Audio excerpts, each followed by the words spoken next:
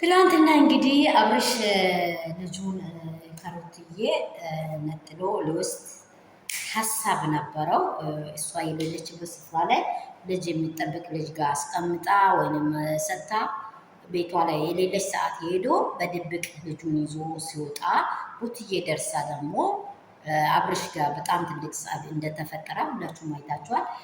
እዚህ ስፍራ ላይ ሩታን ሊሰብራት፣ ሩታን የሆነ ነገር ሊያደርጋት፣ የሆነ ነገር ላይ ሊያደርሳት ግን በጣም ትልቅ እርምጃ አብርሃም እየፈለገ እንደሆነ ብዙ ህዝብ ታዝቧል።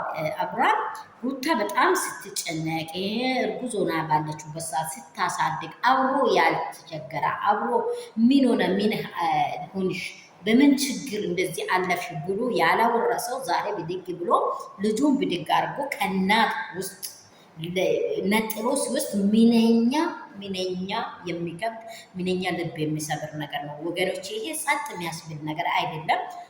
በትክክል ሩታዬ በጣም ቦቱና ተናግራለች። ይሄ ልጅ ማለት ለእናት ምን እንደሆነ ሁላችሁ ታውቃላችሁ።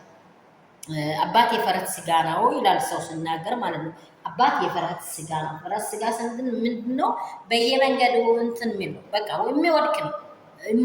የሆነ ሴንስ የማይሰጥ የማይጨንቀው ብቻ እንትን ለልጅ ያለውን ነገር በቃ ከልቡ ላይ አውጥቶ ለልጅ የሚሰጠው ሀሳቦች ለየት ያለ ነገር ማይገኝ ማለት ነው። እናት ግን ስፍስፍ ብላ ነው ውስጧ እስከምታይ በቃ በጣም ነው እንትን የምትለው ማለት ነው። ለእናት ምን ያህል ሁላችንም እናቶቻችን ለልጆች እንዴት እንደሚሆኑ ሁላችሁ ታውቃላችሁ። ሩታ ቦታ ሆነን እኛ ብንመለከት በጣም ከባድ ሴራ ነው አብርሃም የተጠቀመው። ሰላም የኔ ቤተሰቦች እንደምን አላችሁ? ሁሉ ሰላም፣ ሁሉ መልካም ነው ወይ? ጌታ ይባረክ። እኔ ጋር ሁሉ ሰላም ነው። ሰላማችሁ ብዝት ትርፍ ይበልልኝ። ቪዲዮ ስደርስ ላይክ፣ ሼር፣ ሰብስክራይብ አድርጉልኝ። እያደረጋችሁ ያላችሁ ደግሞ በክርስቶስ ተባረኩ። እግዚአብሔር አምላክ ይባርካችሁ። በጣም ወዳችሁ የሚያከብራችሁ ውዶች ቅመሞች፣ ግን ላይክ የለም፣ ሼር የለም፣ ሰብስክራይብ የለም። ለምን እንደሆነ አላውቅም። ቪዲዮ በጣም ቀዝቅዟል። በጣም ማለት ነው ከሚባለው በላይ። እባካችሁ እስቲ አድርጉ። የሩትዬ ፋሚሊ ሁላችሁም አድርጉ ብዬ ለምናችኋለሁ በትህትና። ከዚህ በመቀጠል አብርሃም ያደረገው ሴራ በጣም ሩታን ቁጭ የሚያስደርግ ነው።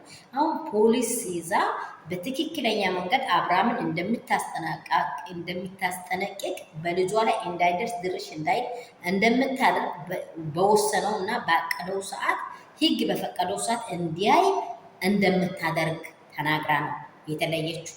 በቃ ህግ በፈቀደ ሰዓት አይታይ ትወጣለህ እንጂ እንድነት ላይ እያንዳንዱ ዝሙት ሰሪ ሴቶች ላይ ማስታወቂያ አይደለም ልጄ ብላለች። በቃ